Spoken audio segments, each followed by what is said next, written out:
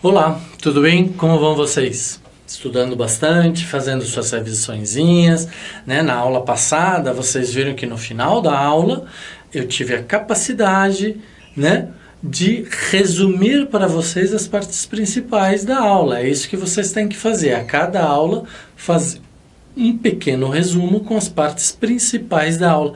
Normalmente são aquelas partes que a gente consegue gravar, né? Então, essas são as partes principais da aula, tá? Hoje nós vamos continuar com a nossa aula de zoologia, vamos continuar com o filoartrópodo e com a classe insecta, só que nós vamos olhar agora para a parte interna do inseto. Todos nós, animais, temos partes internas também, uns mais evoluídos, outros menos evoluídos, mas todos precisamos ter aí alguns aparelhos, órgãos internos. Então vamos falar do aparelho digestório do inseto, né? Tubo digestivo completo, lembra que eu terminei a aula falando que ele tem boca e tem ânus, então vai ter esôfago, né? E vai chegar até o ânus, tá certo? Então é completo, né? Possui boca, esôfago e ânus, tá certo?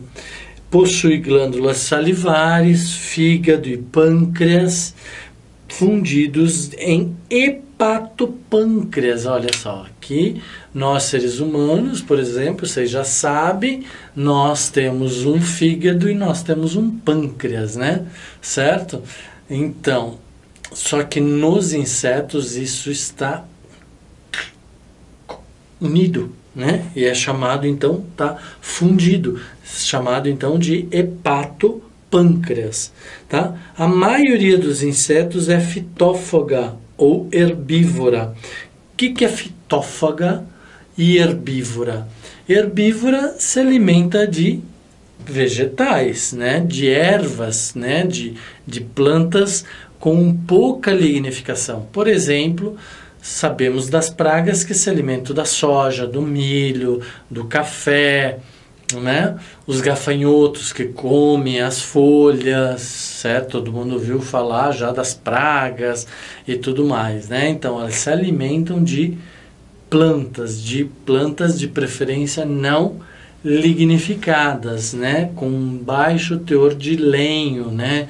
Normalmente áreas verdes da planta, né? As partes verdes da planta, rica em lignina, ricas em clorofilas e outros pigmentos, mas não em lignina, tá? E temos os fitófagos. Fitófagos são aqueles animais que sugam seiva ou sugam sangue de outros animais ou outras plantas para sobreviverem. Se alimentam através da sucção, né? Tá? Ok? Existem dentritívoras, besouros e larvas, né? Que roem, predadoras, parasitas na fase adulta, larval ou em ambas. Então vamos lá.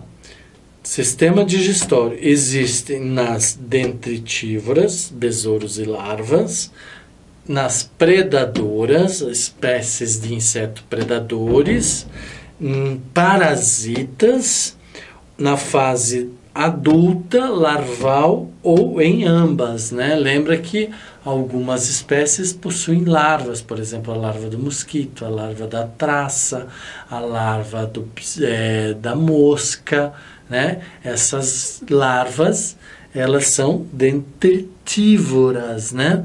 Tá? Elas comem, certo? E na fase de mosca, por exemplo, ela vai fazer o quê? Ela vai lamber, ela não vai roer, ela vai lamber. Você nunca viu uma mosca te mordendo, nem te picando a mosca, né? A mosca não te pica, a mosca não te morde, o mosquito te pica, por isso ele tem os palpos bucais transformados em um picador, né? A mosca, ela lambe, né? Ela te lambe, ela não te pica, né? Ok? as que cultivam fungos como fonte de alimentos, por exemplo, formigas e cupins. Então, por exemplo, muita gente fala assim, vamos matar formiga, vamos matar cupim, e dá-lhe veneno químico, e dá-lhe veneno químico, e dá-lhe veneno químico. Gente, não vai resolver, não vai adiantar. Por quê? Ficar matando a formiga e ficar matando o cupim, vai continuar matando. Por quê? Porque tem milhões de formigas, milhões de cupim dentro de um cupinzeiro, dentro de um formigueiro. O que é preciso é controlar o fungo que se alimenta daquilo que a formiga leva para dentro do formigueiro, do que o cupim leva para dentro do cupinzeiro. Então, aqueles fungos é que geram alimentos e aí os formigas e os cupins se alimentam daquele fungo, tá? Então nós temos que combater o fungo e não simplesmente ficar matando o inseto, tá? Ok? Então, por isso, quando a gente vai fazer um combate à formiga, a gente coloca uma isca de formiga e para que a formiga leve esta isca para dentro do seu formigueiro. Aí essa isca tem um princípio ativo que vai combater o fungo. E aí, com a morte do fungo, a formiga acaba morrendo por inanição, porque a formiga não consegue se alimentar, ela só se alimenta do fungo. Sem o fungo, ela vai morrer de inanição. Inanição é perdas de forças, perdas de energia devido à não alimentação, tá certo? Ok? Sistema respiratório dos insetos, a gente já viu, vocês já viram, eu já falei para vocês, é formado no abdômen, né? Possui estigmas, que são 2 poros, um em cada lado do corpo. Lembra, um inseto, assim como o artrópode, ele é bilateral. Então, tudo que ele possui do lado direito, ele possui do lado esquerdo. Então, cada segmento do abdômen possui 2 poros chamados de estigmas, e por aí ele faz as trocas gasosas, tá? É tipo traqueal, porque tem um sistema de traqueia que leva, né, que faz passagem de ar, né?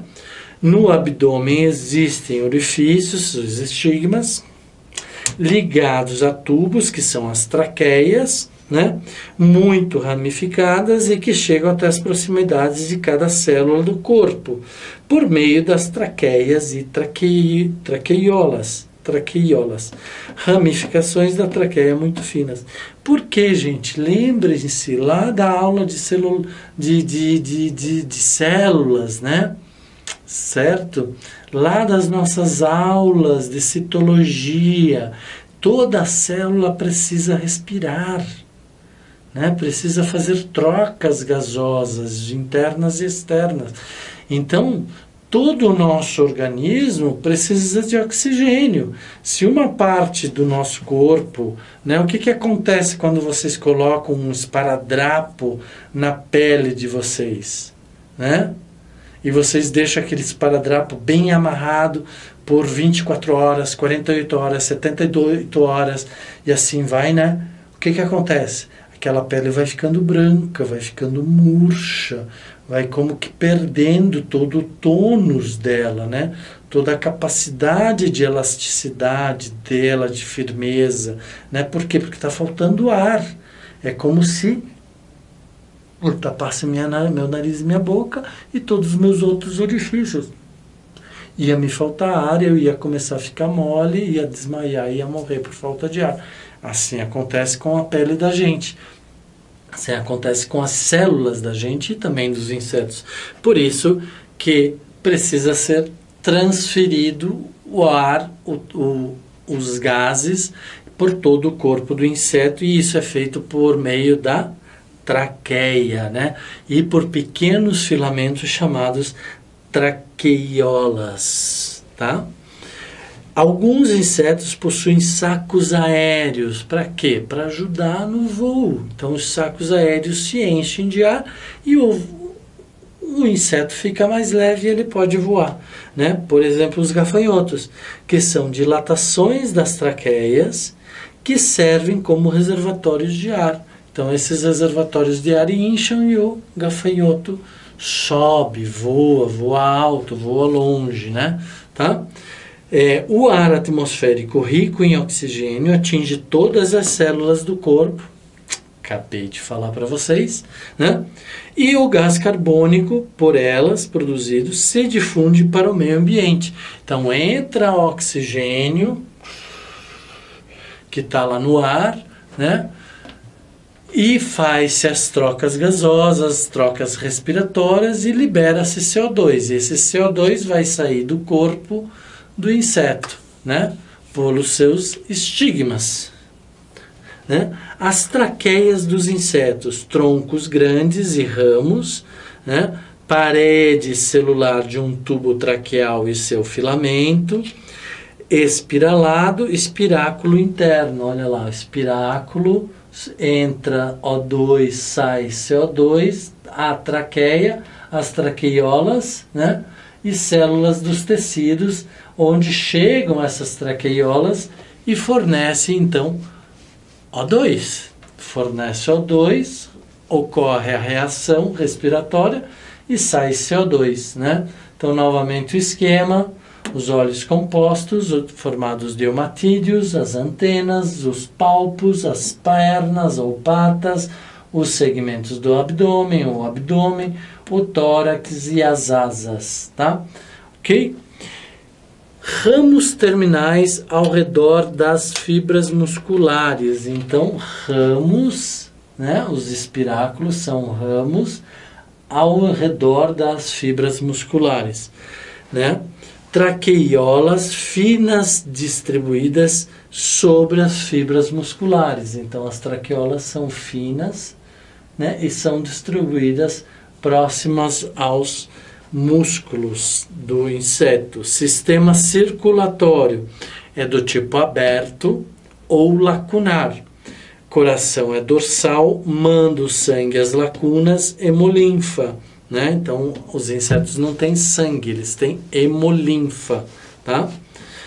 O sangue não possui pigmentos respiratórios, não transporta gases respiratórios, tá? Então, eles não possuem as hemácias, por isso chamados de hemolinfa, né? Então, as hemácias, que são responsáveis por transportar o oxigênio dentro da circulação, dentro da cadeia circulatória ou do sistema circulatório do inseto, isso não acontece do inseto, não, dos animais, isso não acontece com os insetos, tá?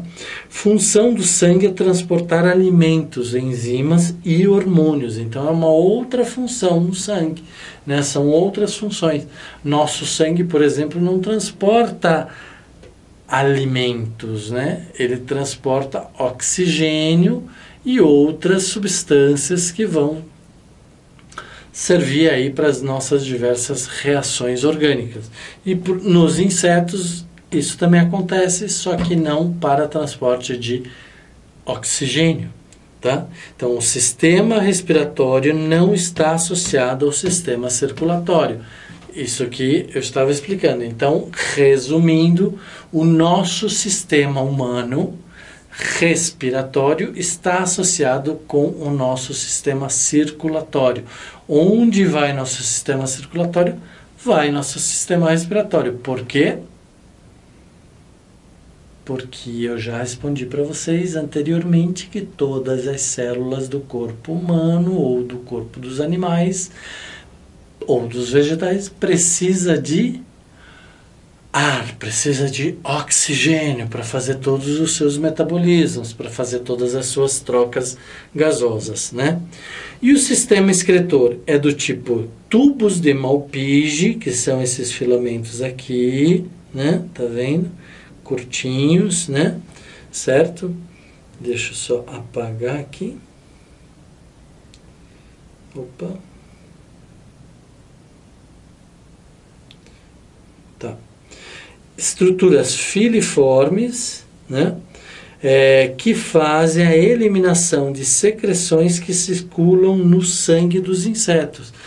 Ah, então as secreções estão dentro do sangue. Estão dentro do sangue. Por quê? Porque o sangue que transporta os alimentos e transporta os resíduos alimentares, que são secreções, né? Diversas.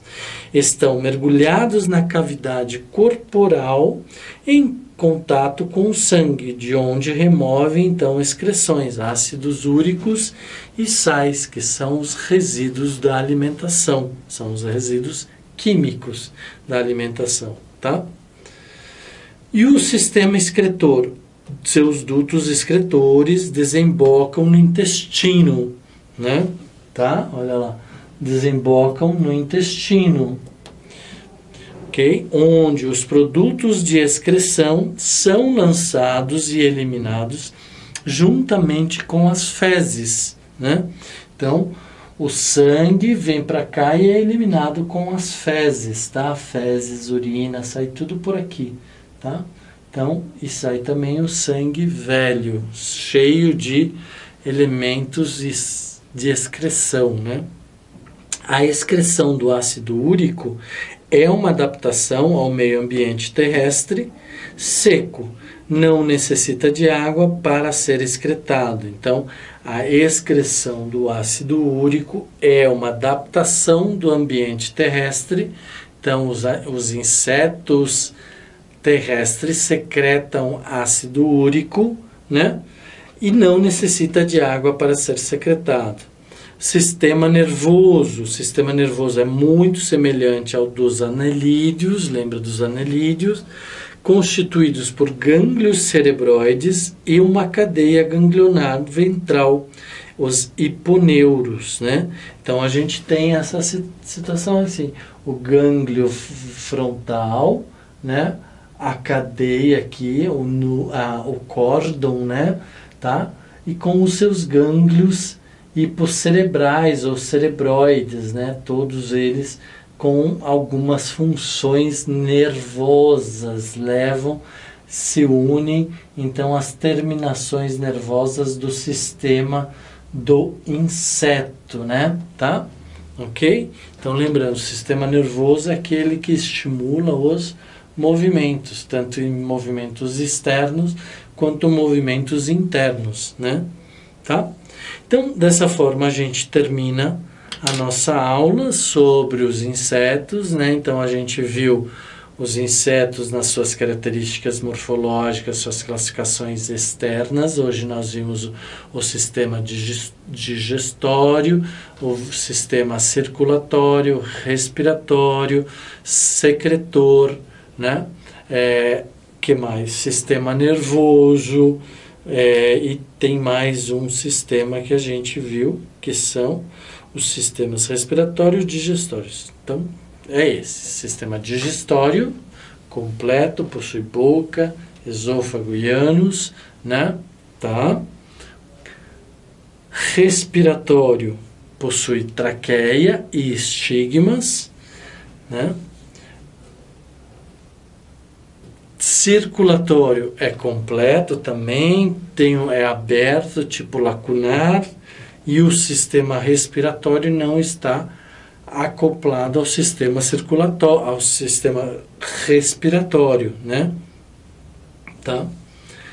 Tem o sistema excretor, que é formado pelos tubos de Malpighi, que fazem a secreção dentro do sistema, dentro do intestino, e daí do intestino vai para fora, né? Então, o esôfago, intestino, ânus, então vai para fora, né, do animal pelo ânus, né? E o sistema nervoso, que é semelhante ao dos anelídeos, tá certo? Com gânglios frontais e vários outros gânglios ao longo de todo o corpo do inseto. Ok, pessoal? Então, façam aí um esquema, um resumo dos insetos, né? Façam a divisão das 3 partes do corpo, aí todos os sistemas que ele possui, voltando, sistema digestório, respiratório, circulatório excretor e sistema nervoso, 5 sistemas, né? Tá?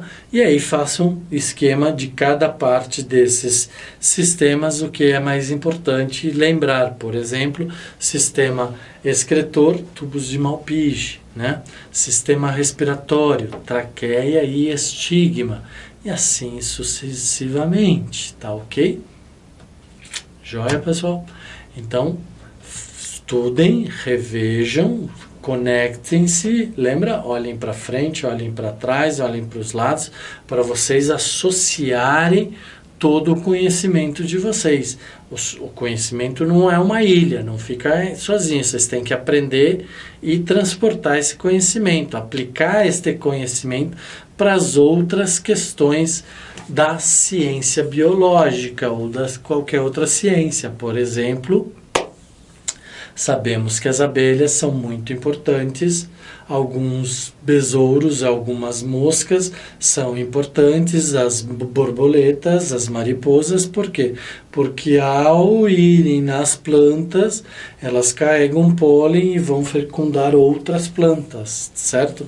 Aí nós temos plantas dioicas com sexo diferente, separados, né? Às vezes nós temos plantas monóicas, onde os dois sexos estão na mesma planta. Então, isso que eu digo, associar conhecimento. Fazendo essa associação, a gente fixa conteúdo. Ao fixar conteúdo, a gente capta a essência do conhecimento e carrega ou transmite esse conhecimento para o resto da nossa vida. A gente jamais vai esquecer. Ok? Um grande abraço para vocês. Uma boa semana, estudem bastante, vamos passar, vamos bombar nestas provas, ok? Tchau, tchau.